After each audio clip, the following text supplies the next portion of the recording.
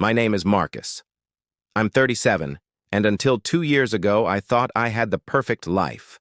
A loving wife, Jasmine, a sweet daughter, Amaya, and a future worth fighting for. I ran a successful construction business. I worked hard, provided everything my family needed, and Jasmine was my best friend. We met in college. She studied nursing. I was building my business from scratch. She stood by me when I had nothing. When our daughter Amaya was born, she held my hand and cried. That was the happiest moment of my life. But 2 years ago, I collapsed on a job site. I thought I was having a heart attack.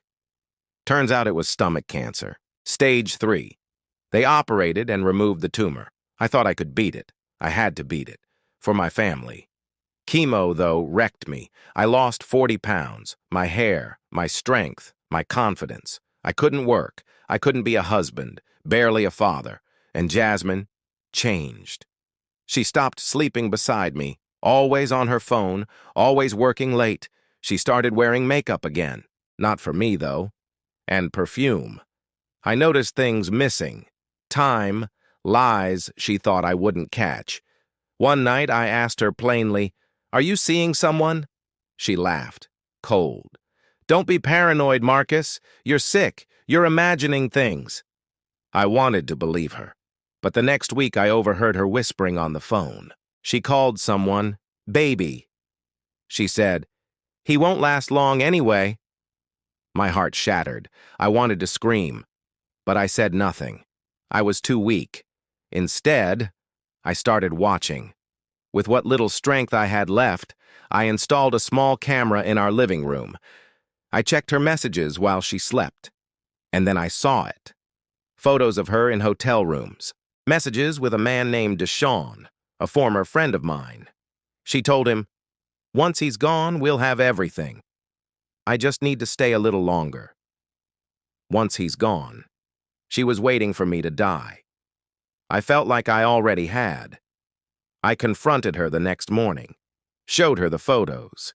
She didn't even deny it. She looked at me with no tears, no guilt, and said, "What did you expect? I'm young.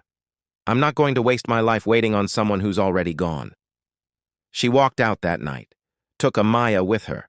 I hit rock bottom. But something inside me refused to give up. Not just to survive cancer, but to survive her betrayal. I stopped chemo. I took control of my diet. I started walking again. Every day, a little farther, a little stronger. I found new doctors, new treatments. Experimental, but they worked. Month after month, I got better, stronger. I beat the cancer, and then I started planning. Jasmine never divorced me. She thought I was still dying and that I had no money left. What she didn't know was that I'd secretly sold my business to a friend before the sickness got bad. I still had $600,000 sitting quietly in a private account. I transferred it cleanly, legally. Then I filed for full custody of Amaya. She didn't see it coming. When she got served the papers, she tried to play innocent in court. But I had everything. Texts, videos, proof that she abandoned me in my worst moment and endangered our daughter with her unstable lifestyle.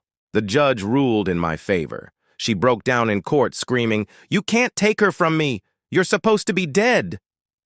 The courtroom fell silent.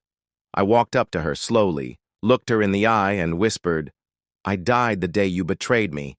This man you see now, he's here to bury the past." I raised Amaya alone. Jasmine spiraled. Deshaun left her after the money never came. She begged to come back. I said nothing. But one day Amaya found an old photo of her mother. She asked me, "Daddy, where is she?" I knelt beside her, tears in my eyes. "She made choices, baby. Sometimes love doesn't protect us. Sometimes only us." Amaya hugged me tight, and I cried. Not for Jasmine, not for the past, but for the strength I found in the middle of heartbreak.